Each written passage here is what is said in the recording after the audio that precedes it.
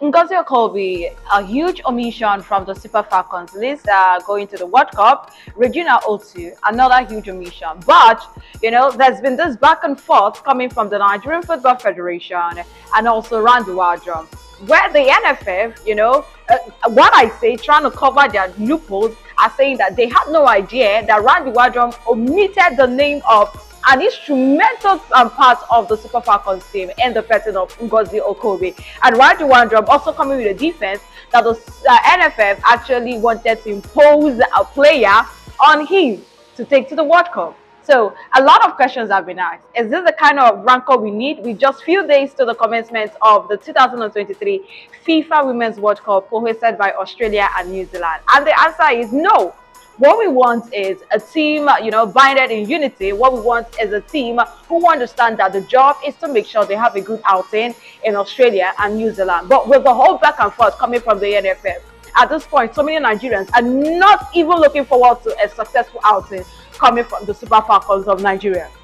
Like I say, a house that is not together cannot stand, and that is the situation with the NFF and coach Randy Wardrum. But apart from that, okay, we have Asisat Oshola, who is arguably one of the best, strikers in the world. We also have the likes of Monday Gibbs. We have the blue hair girl, Akahama girl, Rashidat Ajibade. We have Ashley Prompter.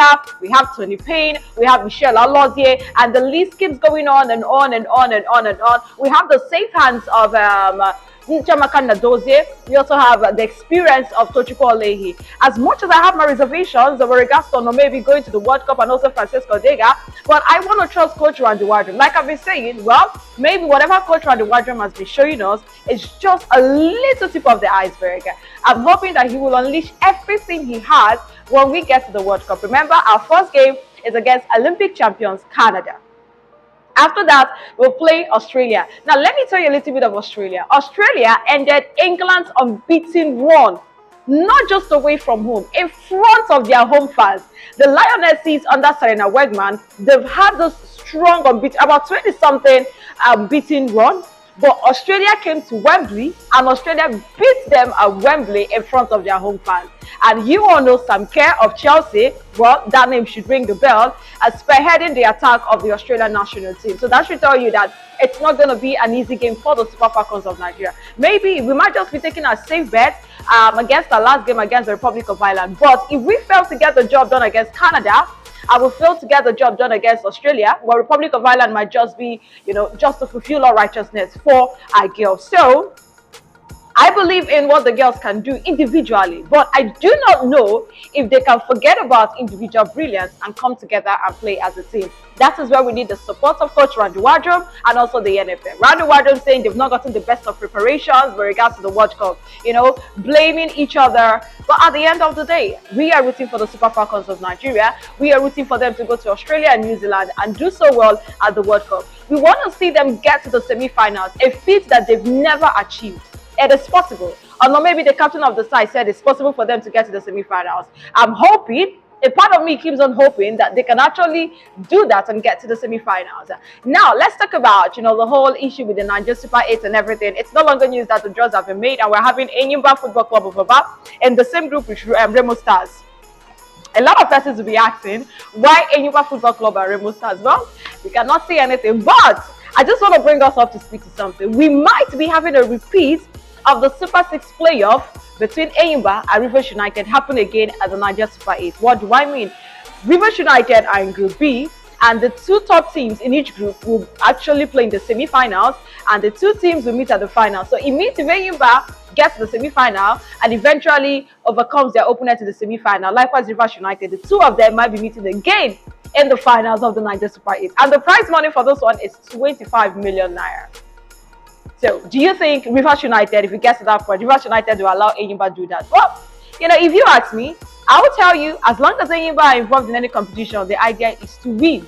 That is it. The players have this winning mentality. I think it's just something that has to do with the club. So, it's something for us to look out for. June 7th through June 16th at the Mobolaji Johnson Arena in Lagos, we'll be having a first of its kind mini tournament, the Naija Super 8. And also don't forget that the People's Elephants, as they are fondly called, are also playing in the CAF Super League. Money is also there, and according to reports, about $1 million will be given to them before the remaining part of the $1.5 million will be paid to them. So a lot of money coming in for the club, and a lot of our fans are asking questions. What is the way forward? A lot of speculations. Will Kanu Nwankwo end up becoming the chairman of Enyimba Football Club of Aba? A lot of persons are asking, his antecedents and what he did with Papilo FC. It's a different ballgame altogether, coming to manage a club as big as Enyimba. A lot of persons are asking, does he have, the administrative capacity to handle a club like Enyimba? And me, at this point, I'm just sitting on the fence. What I want to see in Enyimba is the business side of the club. And if you ask me, I don't think that is something Papilo can actually bring to the table. But the truth about it is, at the end of the day, we want to see Enyimba Football Club of Aba grow. Arguably the biggest club in Nigeria, one of the biggest in West Africa, back-to-back CAF Champions League winners, and so many other records rolling out for them. So many of them. 9-time winning Nigerian Premier League champions. So I talk about everything that has to do with Enyimba. You know that they are a big club capable of doing everything possible.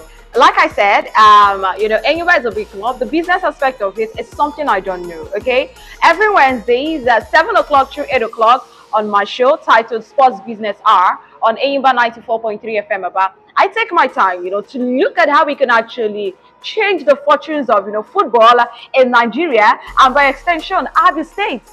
So all I need you to do is subscribe, listen. You can actually download, the Enyimba FM app on Google Play Store and be a part of the program.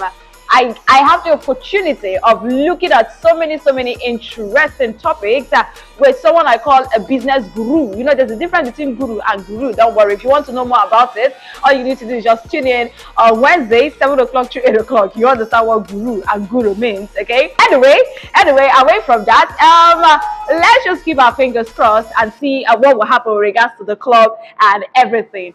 Thank you so very much for subscribing. Thank you so much for being a huge support, system to me. If you're yet to subscribe to my YouTube page, please support me by subscribing, liking, commenting, sharing. And again, like I said, Sports Business Hour every Wednesday, 7 o'clock through 8 o'clock on Enyimba 94.3 FM Aba. You can actually download the Enyimba FM app on Google Play Store. Thank you.